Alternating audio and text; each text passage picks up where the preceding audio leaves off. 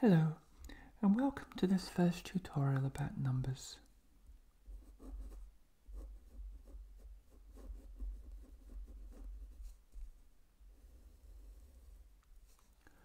Now you might think it a little odd to have a tutorial on numbers because most people, I'm sure, feel that they have a good grasp of what a number is.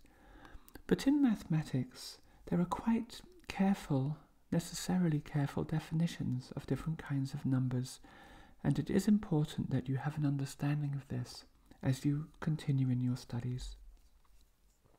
So the purpose of this and the next tutorial is to give everyone a primer on the most commonly encountered kinds of numbers in mathematics.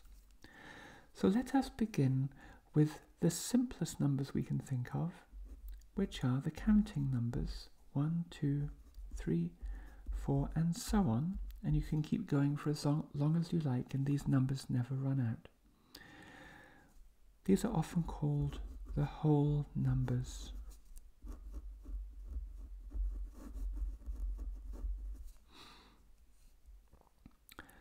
Now, it is very helpful to in fact add another number to this set right at the beginning, which of course you've seen many times before, which we call 0.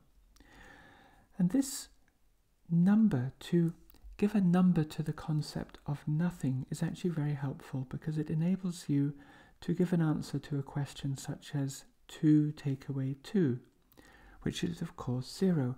If you didn't have a number called 0, you couldn't really give an answer to that question, at least in terms of numbers. When we include 0 in this set of numbers, we often refer to these numbers as the natural numbers.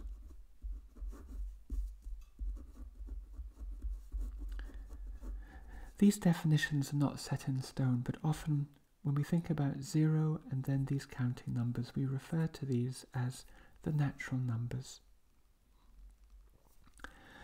Now, in mathematics, it's very helpful to give all of these whole numbers a partner, a twin if you like, which sits on the other side of 0. And of course, you'll have seen those before, of course, as well, and we think of those as negative numbers. So let me write those down like this. So here's the partner of 4, which is negative 4, negative 3, negative 2, negative 1, and here's 0. And then we proceed with the whole numbers, and so on. And as I said before, you could keep going forever in this direction, all the way to what we might call infinity.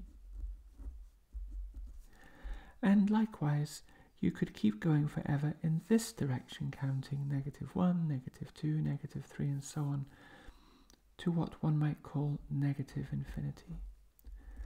Now I'm putting infinity and negative infinity in quotation marks only because these are quite deep concepts, in fact, in mathematics, and we're not really defining infinity very strictly here, but I think we have an intuitive grasp of what we mean, namely that you can keep counting forever in either direction. Now, this set of numbers is very important in mathematics, and we refer to them as the set of integers. So the integers are the whole numbers, 0 included, and then every whole number has a negative twin or partner on the other side of 0. It's very helpful at this point to think about a number line.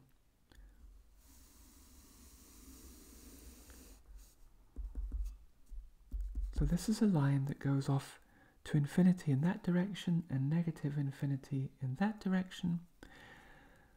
Right in the middle, we have this peculiar number 0, which does not have a twin, quite a lonely number. And then in this direction, in the positive direction, we can mark out on our number line the positive integers. And in this direction, we can mark out on our line the negative integers.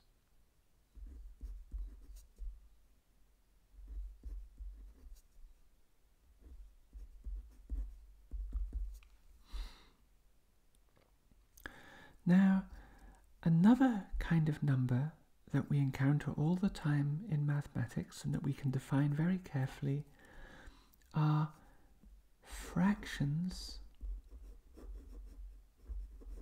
of integers. Now, we do sometimes call these just fractions, but that's not really precise enough, because by fraction we often just mean a ratio of two quantities. But we want to be a bit more careful here and talk about fractions as fractions or ratios of integers. So, for example, one might think of 1 over 2, or we could think of 4 over 5. We could think of a fraction where the top of the fraction, the numerator, is larger than the bottom of the fraction, the denominator. For example, we could write 7 over 3. We might call this an improper fraction or a top-heavy fraction. We can think of fractions of integers which are negative. So, for example, negative 3 over 2 or negative 1 over 9. And finally, we could even think of an integer as a fraction. So, for example, we could think of 3 over 1, whose numerical value is 3, and so the integer 3 can be represented as this fraction 3 over 1. So this set of numbers includes the integers as special cases, and we refer to these numbers as rational numbers.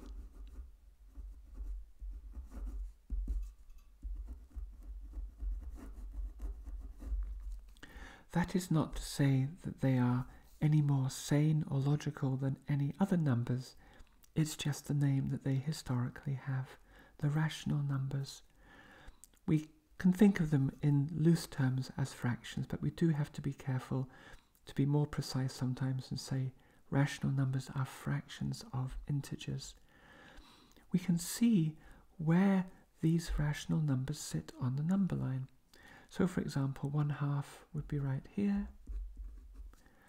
7/3, for example, let's see, that would be 2 1/3, so it would be about there. Negative 3/2.